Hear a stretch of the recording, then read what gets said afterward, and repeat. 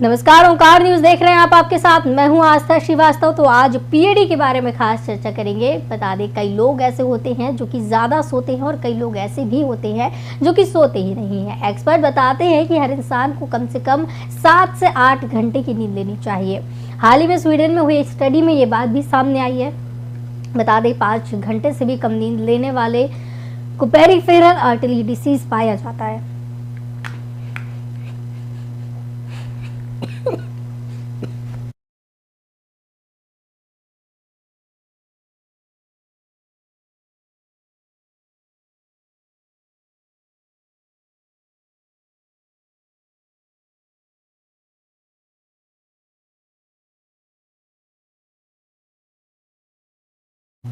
तो एक्सपर्ट बताते हैं कि हर इंसान को कम से कम 7 से 8 घंटे की नींद लेनी चाहिए।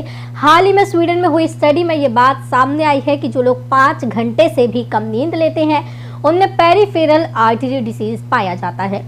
इस रिसर्च के दौरान रिसर्चर ने पाया है कि 200 मिलियन लोग पेरिफेरल डिसीज की समस्या से पीड़ित हैं। भाग दौड़ भरी जिंदगी में आजकल हर किसी की दिनचर्या बिल्कुल डगमगाई हुई है। कभी टाइम से खाना नहीं खा पाते हैं तो कभी टाइम से नहीं सो पाते हैं। ऐसे में इस डिसीज का शरीर पर घर कर लेना कोई बड़ी बात नहीं है। आज इसी पर चर्चा करने वाले हैं कि आखिर क्यों ये डिसीज अटैक करता है, क्या क्या प्रॉब्लम्स आती हैं, क्या क्या इसके लक्षण होते हैं। तो पेरिफेरल डिसीज क्या होता है, क्या इसके लक्षण होते हैं, किस तरीके से ये किसी भी इंसान में अपना घर बना लेता है और कब कब ये डिसीज अटैक करता है, तमाम ऐसे सवाल हैं जिन पर आज हम चर्चा करेंगे। कई लोगों को ज़्यादा सोने की आदत हो जाती है तो कई लोग बेहद ही कम सोते हैं। तो जो लोग भी 5 घंटे से कम नींद लेते हैं उनमें खास करके ये डिसीज़ देखने को मिलती है। पेरिफेरल डिसीज़ के क्या लक्षण होते हैं, किस तरीके से अटैक करता है, तमाम पहलुओं पर हम चर्चा करेंगे। तो आपको बता दें कि कम से कम 7 से 8 घंटे की गहरी नींद लोगों को लेनी चाहिए। स्वीडन में एक स्टडी सामने आई है, उसमें ये खुलासा हुआ कि रात में 5 घंटे से भी जो कम नींद लेते हैं उनमें पेरिफेरल आर्टरी डिसीज़ का खतरा 74% तक ज़्यादा पाया जाता है। इस रिसर्च के दौरान रिसर्चर ने पाया है कि पूरी दुनिया में लगभग 200 मिलियन लोग पेरिफेरल आर्टरी डिसीज़ की समस्या से पीड़ित हैं।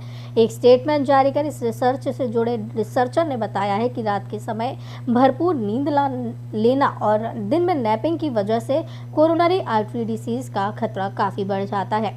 जैसे पेरिफेरल आर्टरी डिसीज़, रिसर्चर ने यह भी पाया है कि पेरिफेरल आर्टरी डिसीज़ की समस्या से जूझ रहे मरीजों को रात के समय सोने में काफ़ी ज़्यादा परेशानी होती है। तो ओंकार न्यूज़ लगातार इसके सवालों पर चर्चा करेगा और आज इस पर चर्चा होने वाली है कि पीएडी के क्या क्या लक्षण हैं इस डिसीज़ के। ओंकार न्यूज़ सवाल उठा रहा है कि कब कब ये अटैक करता है, कम सोने से क्या क्या परेशानियां आती हैं, कितनी देर की नींद है ज़रूरी। आजकल के युवाओं की जिस तरीके से ज़िंदगी डगमगाई हुई है, कितना इसका असर पड़ता है किसी भी युवा पर, कितने घंटे की नींद ज़रूरी होती है, क्या इसका असर होता है, क्या है इस डिसीज़ का इलाज, इस डिसीज़ का इलाज क्या है, पेरिफेरल डिसीज़ है क्या, और तमाम ऐसे सवाल हैं जिन पर आज हम चर्चा करने वाले हैं। ओंकार न्यूज़ के सवाल है कि क्या क्या इसके लक्षण हैं इस डिसीज़ के, किस तरीके से ये किसी भी युवा पर, किसी भी व्यक्ति पर असर करता है, कब कब ये अटैक करता है। इन सभी सवालों पर आज चर्चा हम करने वाले हैं। तो आपको बताते ये भी चलें कि पूरी दुनिया में लगभग 200 मिलियन लोग पेरिफेरल आर्टरी डिसीज़ की समस्या से पीड़ित हैं। एक स्टेटमेंट जारी कर इस रिसर्च से जुड़े रिसर्चर ने यह भी बताया कि रात के समय भरपूर नींद ना लेने और दिन में नैपिंग के कारण कोरोनरी आर्टरी डिसीज़ का खतरा काफ़ी ज़्यादा बढ़ जाता है, जिसे पेरिफेरल आर्टरी डिसीज़ भी होता है। रिसर्चर ने ये पाया है कि पेरिफेरल डिजीज़ की समस्या से जूझ रहे मरीजों को रात में सोने के समय काफ़ी परेशानी होती है और साथ ही साथ पैरों पर भी इसका असर काफ़ी देखने को मिलता है। बाल झड़ने लगते हैं और तमाम तरीके की परेशानियां इस दौरान देखने को मिलती है। तो आपको बताते चले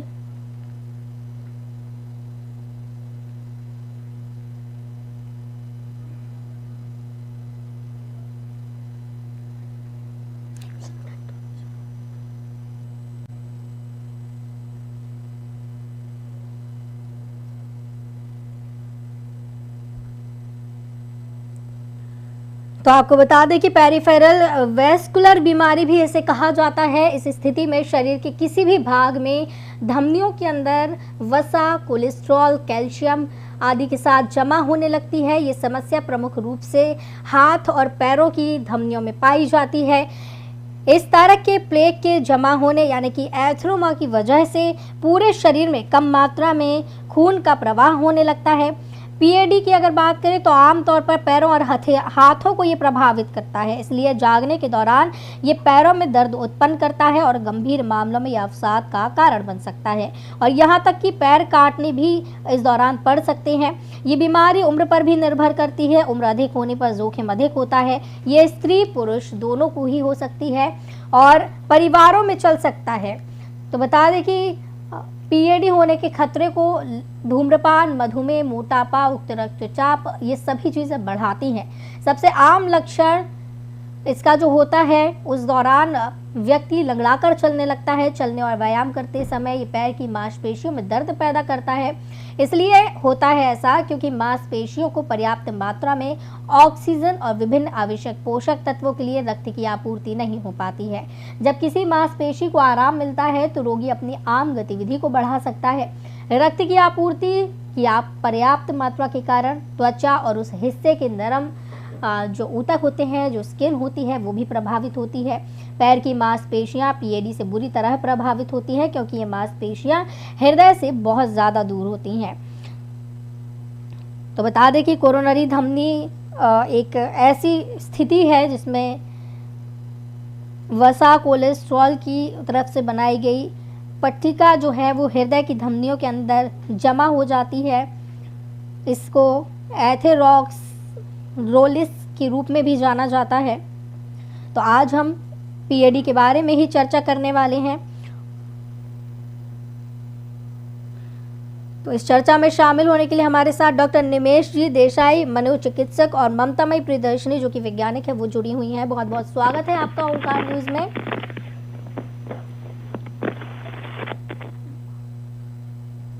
ममतामयी जी, सबसे पहला सवाल आपसे कि जिस तरीके से पीएडी की बात हो रही है, आज हम पीएडी के बारे में बात कर रहे हैं, पेरिफेरल आर्टरी डिसीज, ये होता क्या है, क्या साइंटिफिक इसके लक्षण होते हैं?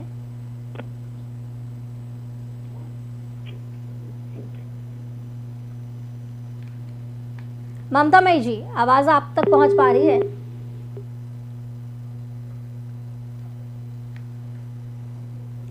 तकनीकी खामी की वजह से हमारा संपर्क तो टूट गया है, लेकिन हम फिर से कोशिश करेंगे संपर्क साधने का। आपको बता दें कि पीएडी के बारे में आज हम चर्चा कर रहे हैं। पीएडी के लक्षण क्या है और किस तरीके से ये असर करता है। हमारे साथ निमेश जी जुड़े हुए हैं, हमारे साथ बने हुए हैं निमेश जी, पीएडी के बारे में अगर बात करें, जिस तरीके से पीएडी युवाओं पर असर कर रहा है, आजकल की जो ज़िंदगी है, पीएडी किस तरीके की ये बीमारी है, इस बीमारी में क्या लक्षण देखने को मिलते हैं?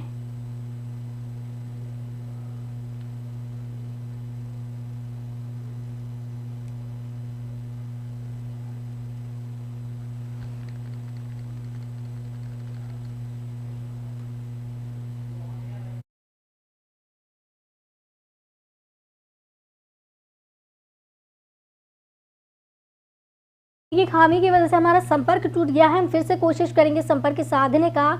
तो फिलहाल बता दें आपको क्या पेरिफेरल डिसीज़ के बारे में हम चर्चा कर रहे हैं।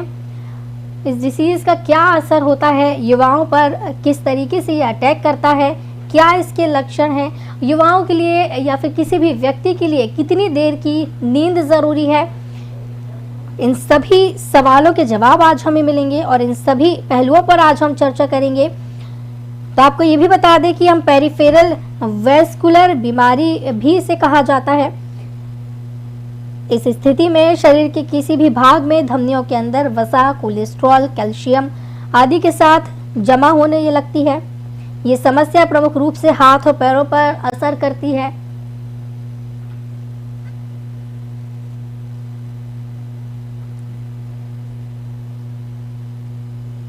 पेरिफेरल आर्टरी डिसीज़ के बारे में आज हम चर्चा कर रहे हैं और लगातार बताया जा रहा है कि 200 मिलियन लोग पेरिफेरल डिसीज़ की समस्या से पीड़ित हैं। भाग दौड़ भरी जिंदगी में आजकल दिनचर्या लोगों की प्रभावित हो रही है, लोगों की जिंदगी डगमगाई हुई है और किसी भी का भी समय निर्धारित नहीं हो पाता है। कभी खाने में समय नहीं निकाल पाते हैं लोग, तो कभी सोने में समय नहीं निकाल पाते हैं।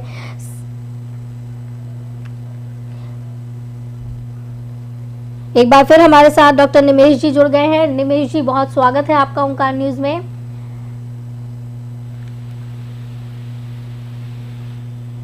निमेश जी, आप तक आवाज मिल रही है? हाँ जी, आ रही है। जी निमेश जी, पेरिफेरल डिसीज के बारे में आज हम चर्चा कर रहे हैं। ये पीएडी है, जिस तरीके से युवाओं पर, लोगों पर असर करती है, किस तरीके से ये बीमारी जो है लोगों पर असर करती है, किस तरीके से बीमारी असर करती है, ये क्या लक्षण इसके हैं?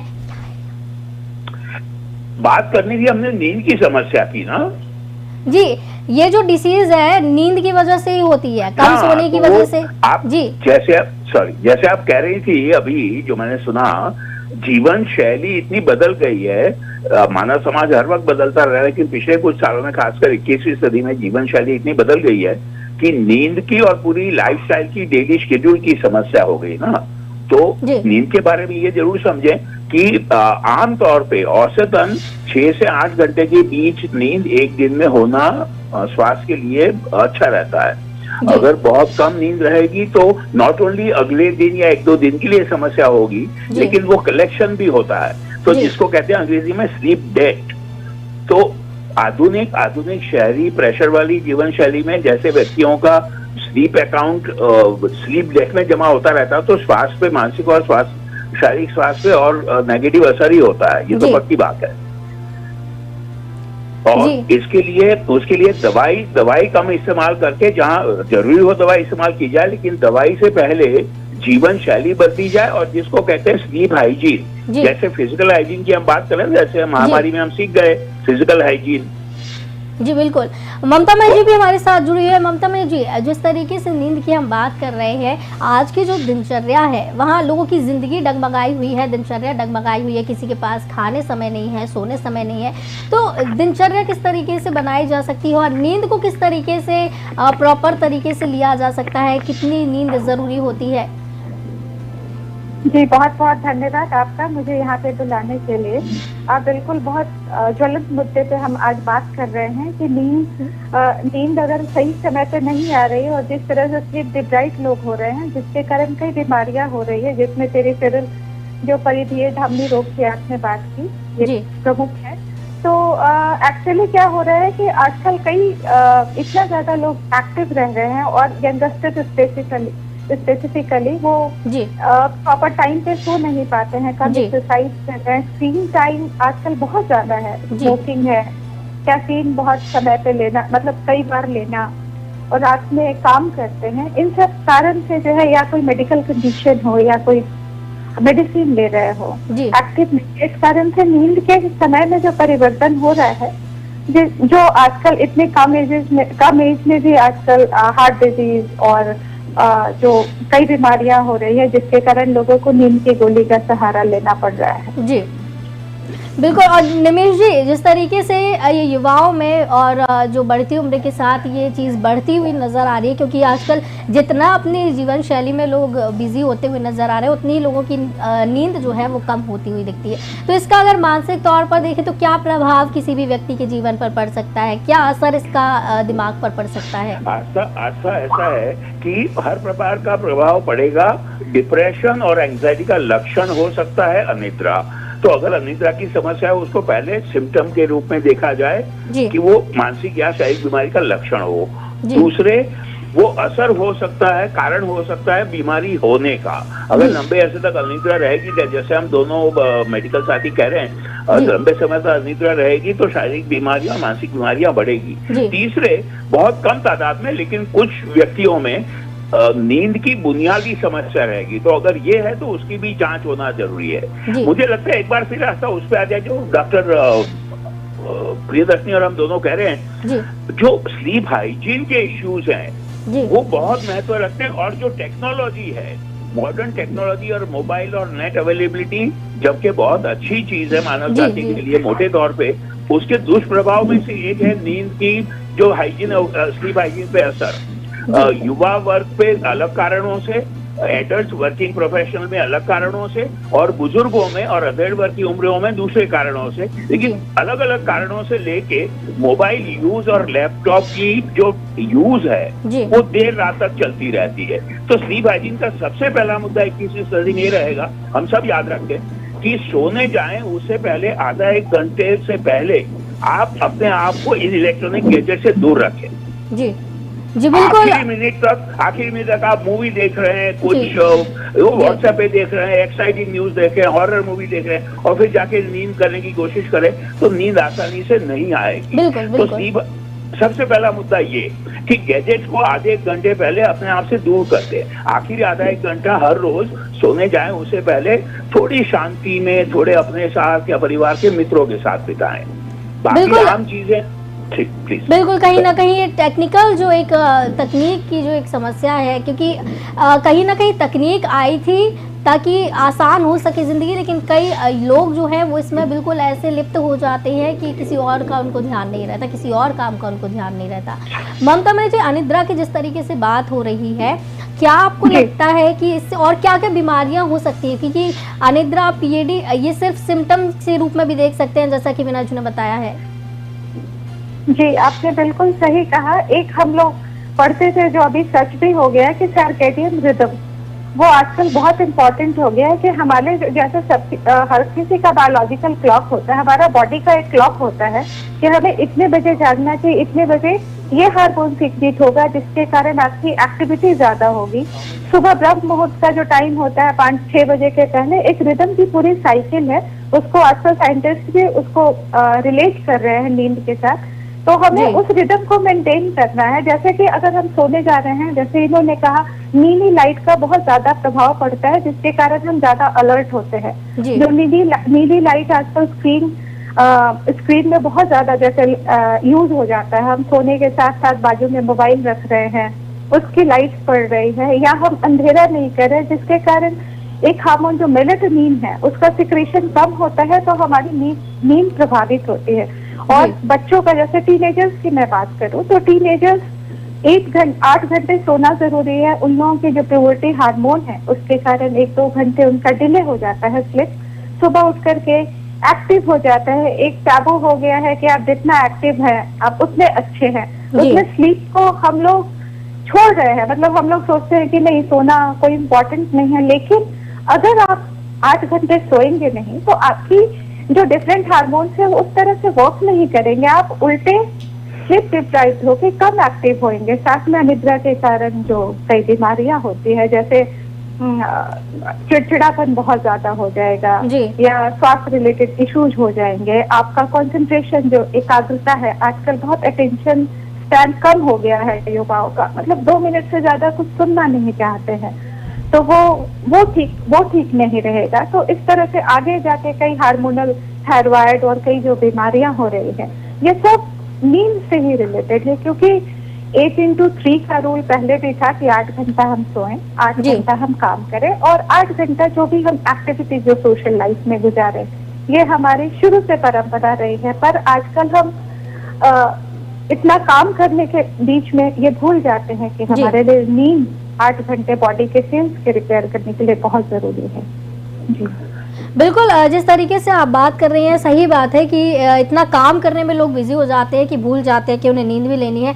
निमेश जी, क्या आपको लोग बिजी हो जाते हैं अपने काम में, कहीं ना कहीं वो सोने से ज़्यादा ज़रूरी समझने लगते हैं अपने काम को, ताकि सोने की जो समय सीमा है 7 से 8 घंटे जैसे आप बता रहे हैं, उसको कहीं ना कहीं कॉम्प्रोमाइज कर लेते हैं कि कोई और काम उस दौरान कर लेंगे? बिल्कुल जी, मैं सहमत हूँ। डॉक्टर प्रियदर्शी ने जो सारी बातें कही, मुझे उदाहरण सूझा है। जैसे प्रिंसिपल रोजाना जीवन में शाम का जो रात का वक्त है उसके लिए बहुत जरूरी मुझे लगता है। आप जो सवाल पूछ रही हैं, मैं एक बार फिर कहूंगा जो मैंने पहले बात कही, थोड़ा सा और आगे बढ़े एक कदम, जो डॉक्टर प्रियदर्शी हम जो दोनों कह रहे हैं, जो वर्किंग प्रोफेशनल्स हैं, जो वर्किंग महिलाएं हैं, माएँ हैं, उनके लिए तो ये जरूर सच है कि दैनिक जीवन की व्यस्तता में स्लीप लो प्रायोरिटी बन जाती है। मैं बिल्कुल सहमत हूँ, लेकिन अलग अलग कारण है। युवा वर्ग के लिए जो एक्साइटमेंट है, जो किक है मोबाइल से, वहां की चीजों से, वो असर कर जाता है।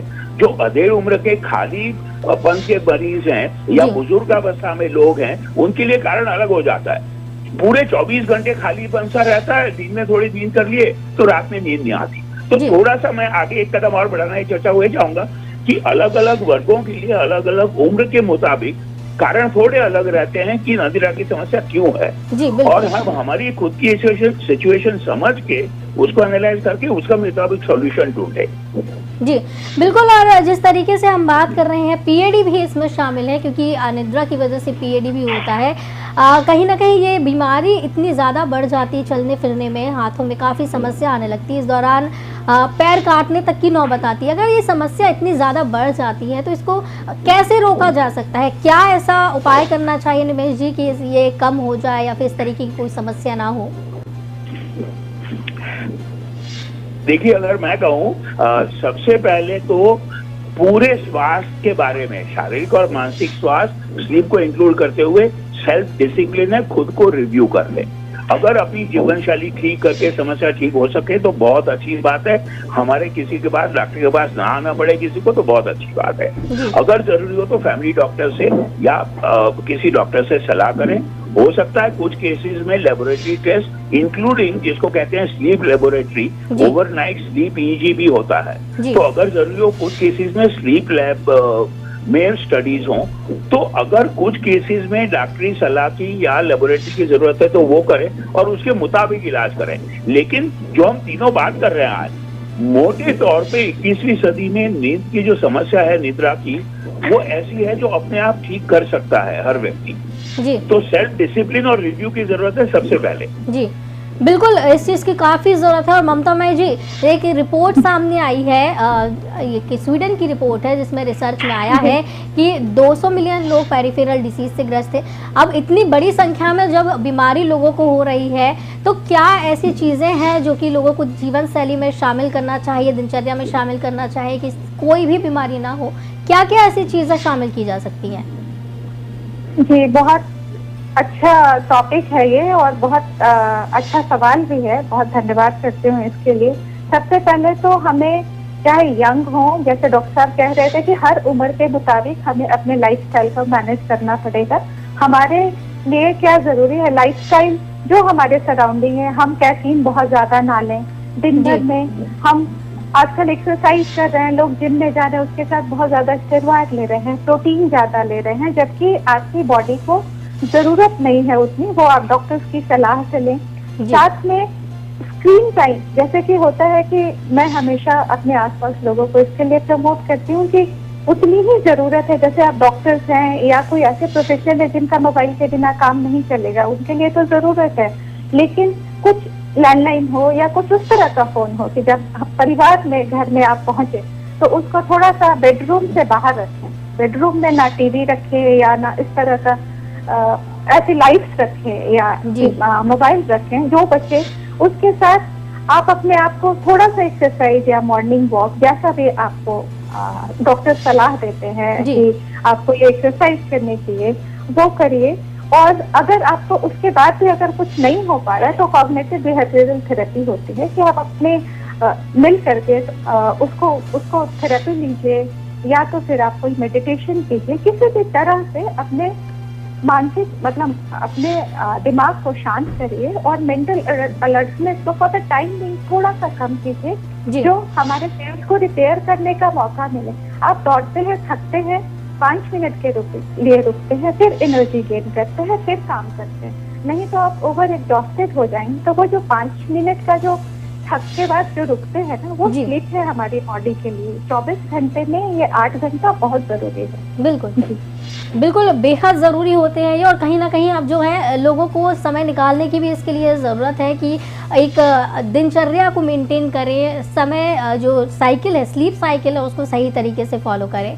इस चर्चा में हमारे साथ शामिल होने के लिए निमेश जी, ममता जी, आप दोनों का ही बहुत बहुत धन्यवाद। चर्चा समाप्त होने का समय आ गया है और बहुत बहुत धन्यवाद आपका इस चर्चा में शामिल होने के लिए। तो बता दें कि पीएडी के बारे में आज हम चर्चा कर रहे थे इसमें, और अनिद्रा की वजह से जो परेशानियां होती हैं, क्या क्या दिनचर्या में शामिल किया जा सकता है, किस तरीके से इससे बचा जा सकता है, तमाम पहलुओं पर हमने आज चर्चा की है। कितनी देर की नींद ज़रूरी है, किस तरीके से इस बीमारी से बचा जा सकता है, अनिद्रा और क्या क्या बीमारियों को जन्म दे सकती है, तमाम ऐसे पहलुओं पर आज हमने चर्चा की है। हमारे साथ निमेश जी और ममता मई जी जुड़े हुए थे।